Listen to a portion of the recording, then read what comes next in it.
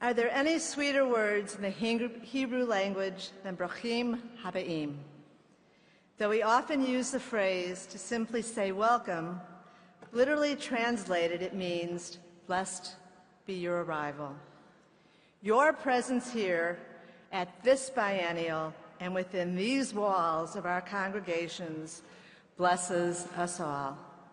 For each of us brings our uniqueness, our ability to partner with one another and with God to create communities of depth, of meaning, of sustenance, of joy, and of spirituality.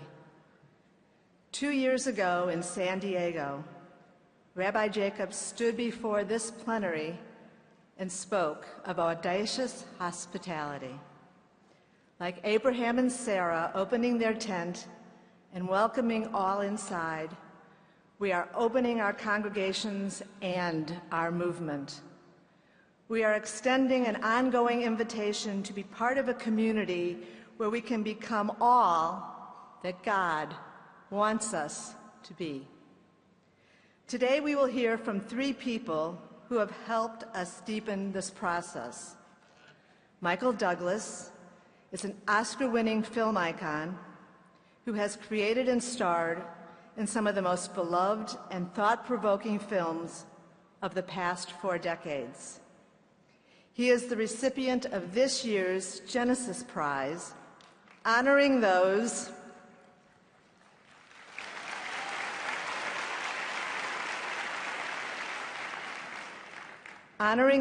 who inspire others through their engagement and dedication to the Jewish community and the State of Israel. He is a passionate and eloquent spokesperson against anti-Semitism and for a welcoming and inclusive Jewish community. Danny Meyer knows a thing or two about how to welcome people also. Danny is the CEO of Union Square Hospitality Group, which includes more than a dozen of today's hottest restaurants, including a little under-the-radar chain called Shake Shack. Danny's book, Setting the Table, was a New York Times bestseller, examining the power of hospitality in restaurants, business, and life. And finally, our panel also includes the URJ's new Vice President for Audacious Hospitality, April Baskin.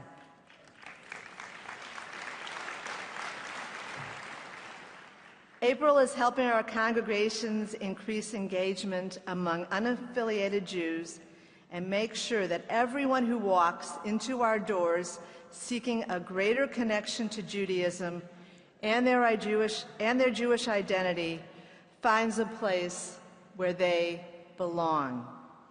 It is an ambitious, dare I say, audacious goal. But April brings a wealth of personal and professional experience in diversity, inclusion, strategic planning, and program development.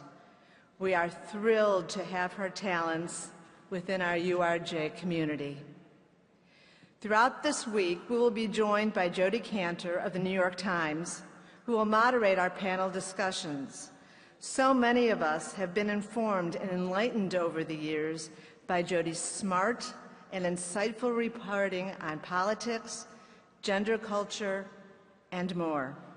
I know she will add tremendous depth to our conversations this week.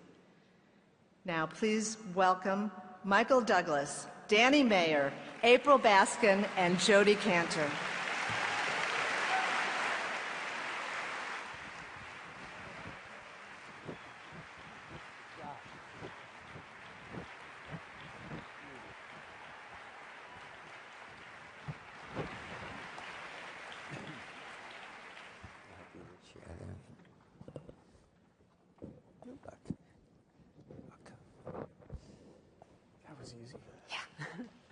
Thank you so much. I've heard so much. Yeah, these chairs were a little bit hard to get into, but other than that, the hospitality has been perfect. I've heard so much in the last couple of days and weeks about how excited this audience is to hear from these 3 people Whoever thought that Biennial would include noted synagogue hospitality expert Michael Douglas? But before we start, I have a request for the panelists and for the audience. For the panelists, my request is that we be really frank tonight, that we really get into the issues, and that even in this short time, we try to really do the work of talking about how to make synagogues more welcoming. And my request for the audience is that you take that frankness in the spirit in which it's intended, and that we're able to be really honest about the issues we see in synagogues, all in the spirit of making them more inclusive and welcoming. So I wanted to begin by asking you, Michael, to tell a little bit about the story you told me backstage about this sort of Jewish journey that your family has been on in the last couple of years and your growing synagogue connection. Well, I'm here because of my son Dylan, who is now 15. But when he was about 12, when he was in school, I married to my wife Catherine. My father is Jewish. My mother's Anglican, Church of England. We had no formal religious upbringing in our home. And Dylan, as kids do, would spend weekends with friends, a couple of them being Jewish, and a couple of them celebrated Shabbat. And he would go to their houses on Friday night or spend the night. He would light the candles, and something came over him. And then he would stay overnight, and when the kids would go to Hebrew school, they were getting ready for their bar mitzvahs, he would sort of stay at their home, and then after a few times he got bored, so he went to Hebrew school, sort of hung out, and kind of in the background. Finally, about 9 months later, he came to Catherine, my wife, and I, and he said, I want to have a bar mitzvah. And we said, oh, yeah, he's heard about the presents, you know, and the party and all of this. And he struck me, and he started talking about, no, when they light the candle, and I see the flame, and it makes my soul feel well. And it reminded me of words that I knew in the 1960s when I was a member of the Maharishi Mahesh Yoga, the Student Meditation Society. And it really struck me, and I knew that he meant it.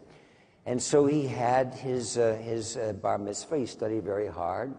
And in his studying, he brought to our home the teachings and the values of Judaism.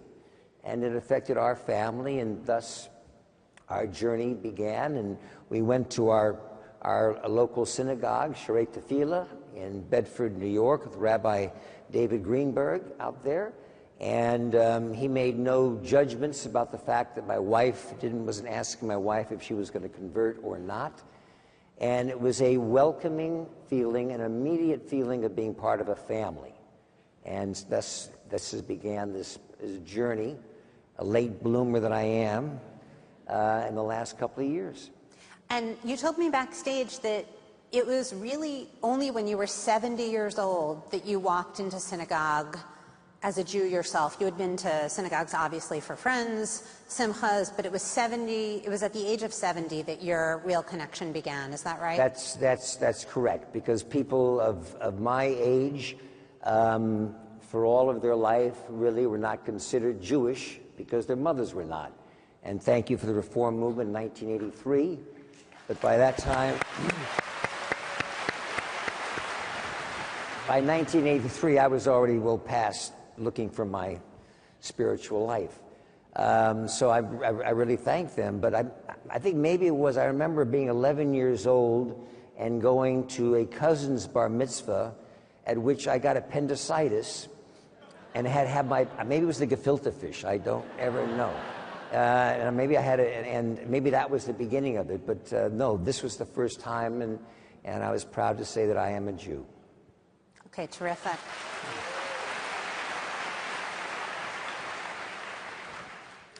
So April, not only are you in charge of this fascinating initiative at the URJ, but you bring a really intriguing personal story to your work.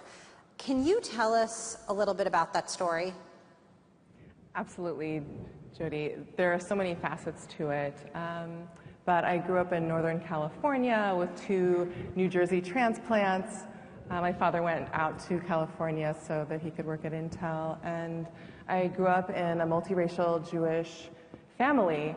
My parents were initially interfaith, but they were very dedicated to bringing us up, my brother and I, up as Jews. And I feel so fortunate to have grown up in Northern California with this initially kind of cobbled together Sunrise Jewish congregation, now Temple or Rishon, that was built from the ground up. It was my age, so now it's approaching 32.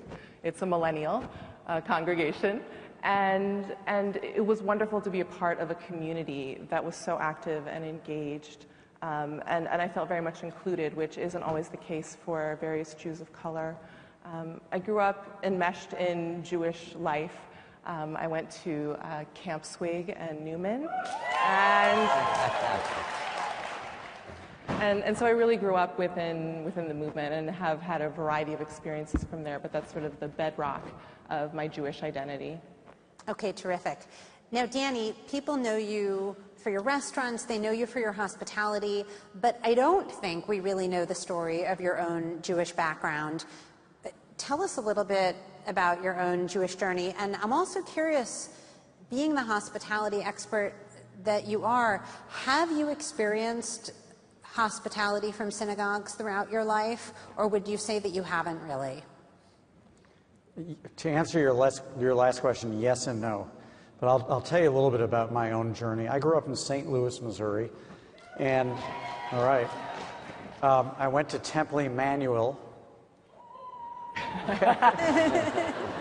which, and I'm not joking, you asked us to be frank, a lot of my friends said, isn't that the Jewish church?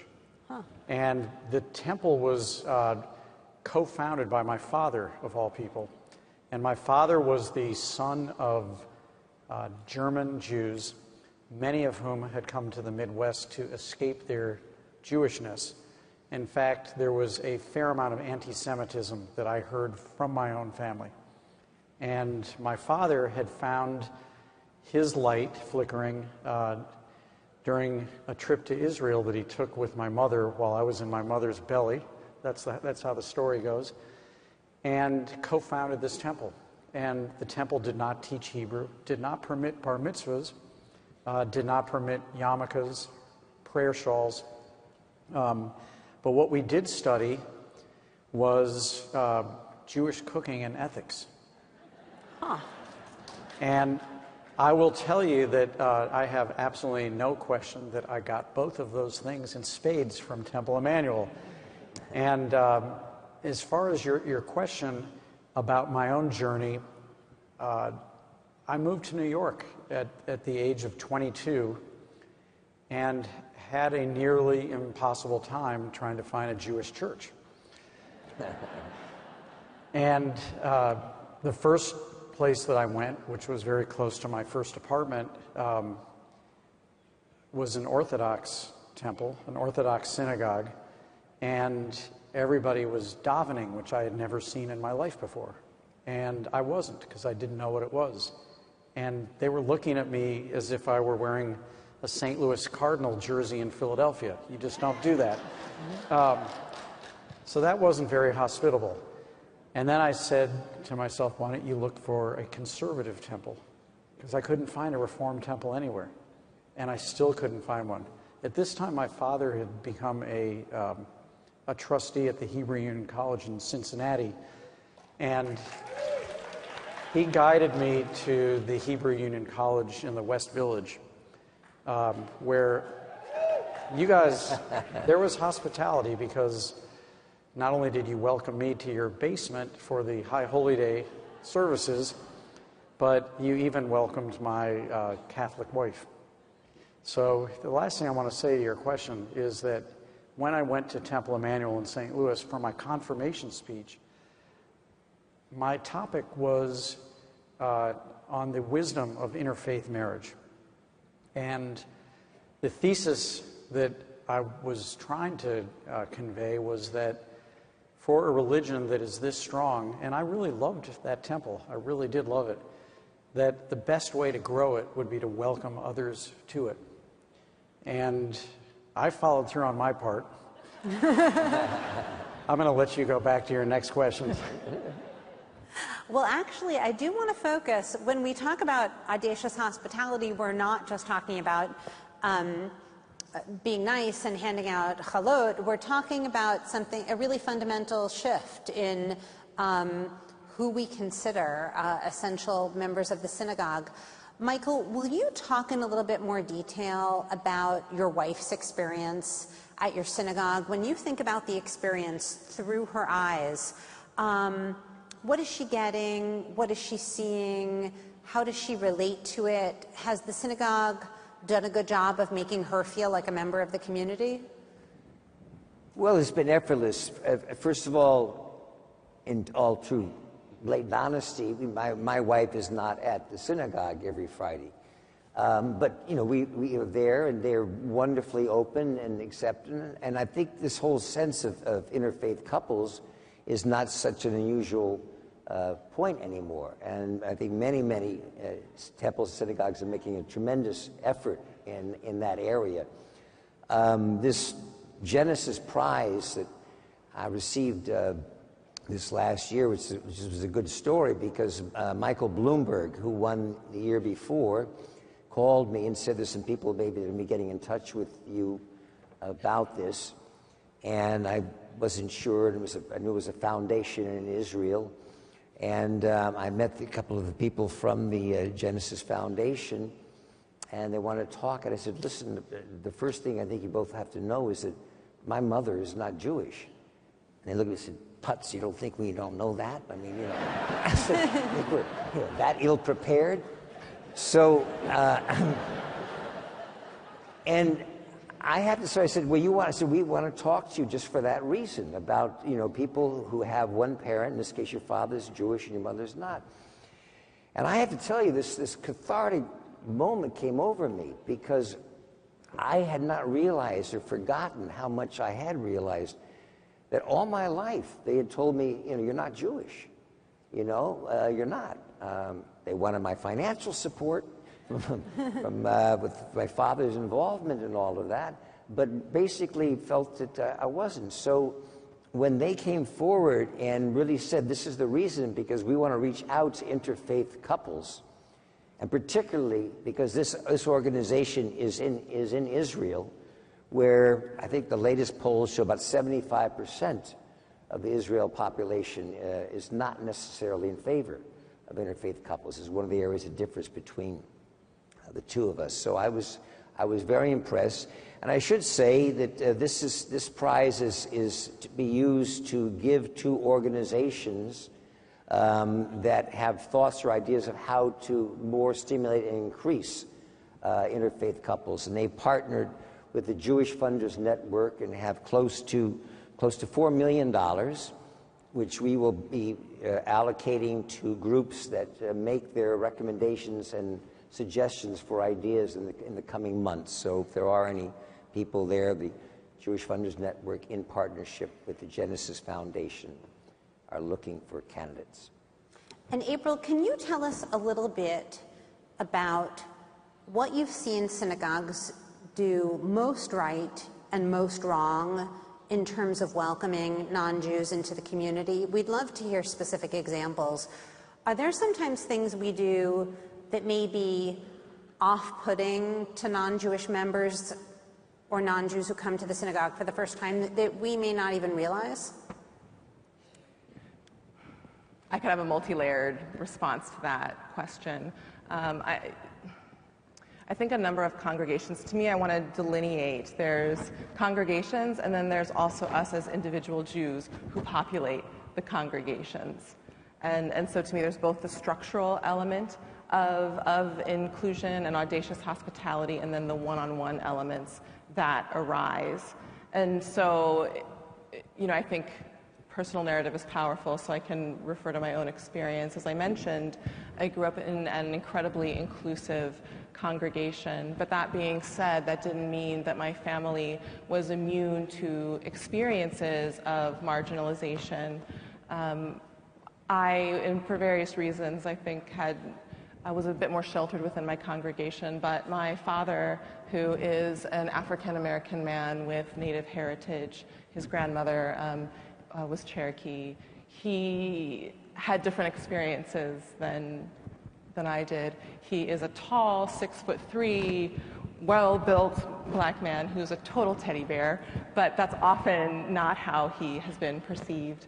And so I heard his stories about having gone to synagogue as usual and participated in, or not participated in, we all went to see a performance by family friends who are musicians.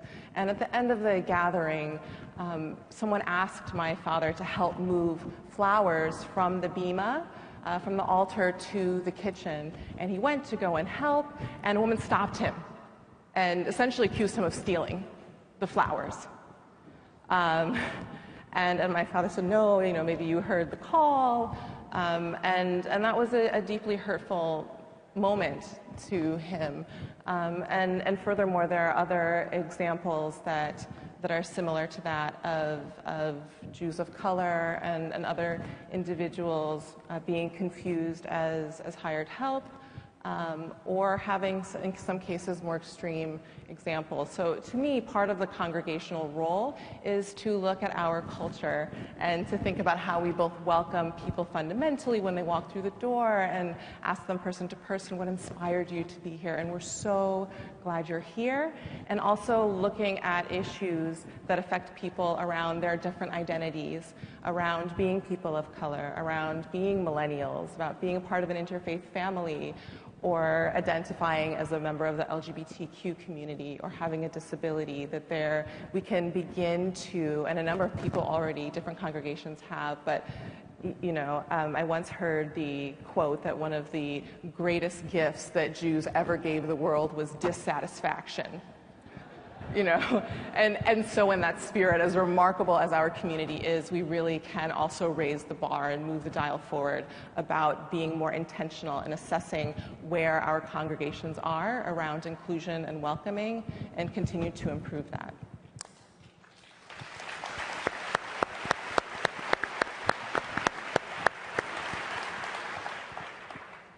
So Danny, in addition to running restaurants and making great custard and writing your book, you also run a hospitality consulting business where you come in and you tell clients, this is how you can provide a much better experience for people. If a congregation came to you after tonight and said, Danny, sign us up, we want to remake ourselves in a more hospitable way, when you think about, not knowing anything, of course, of the particulars of this theoretical congregation, when you think about the standard Reform Jewish synagogue experience in America, what would you want to go to work on? What would you want to remake and remodel?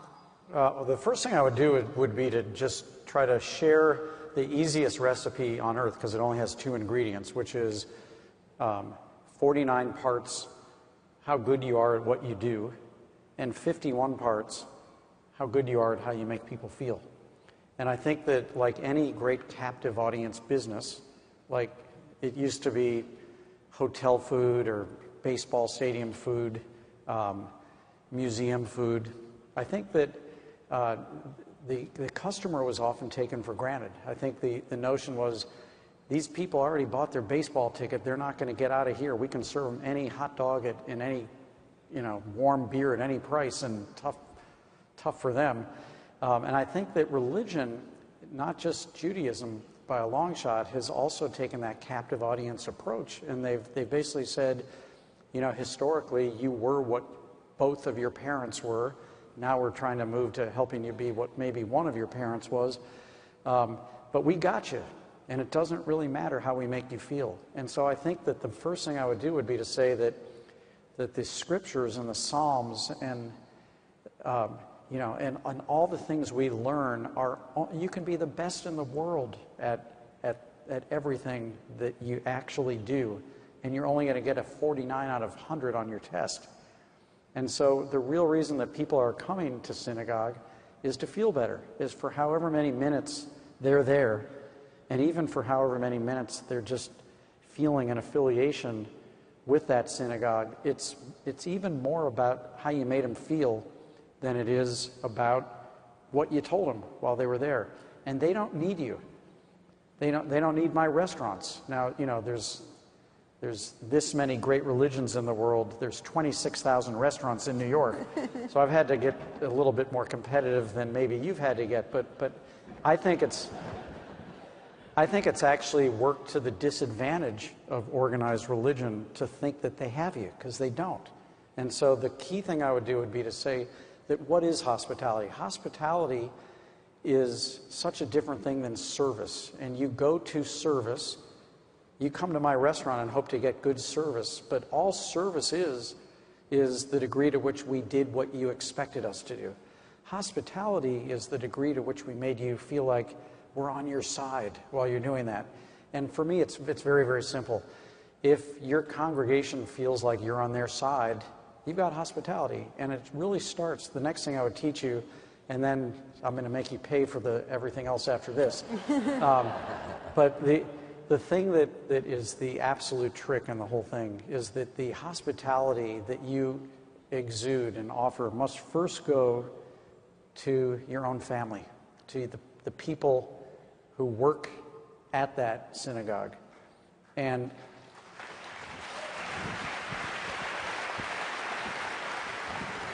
I'll just relate that. All of your congregants will feel that human energy one way or the other when they walk into your congregation. Somebody always asks me, you know, so what are you serving for Thanksgiving and how do you set the table? And it doesn't really matter because the turkey's always a little bit better this year, a little less better this year. The thing that we really focus on is how well we took care of our family all day, because when you come to my home for Thanksgiving, that's what you're going to feel, and that's going to make the food taste a lot better. Okay, terrific.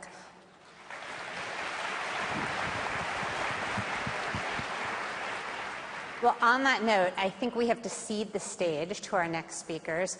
But thank you so much, Michael, April, and Danny. And we hope the conversation will continue throughout Biennial. Thank you.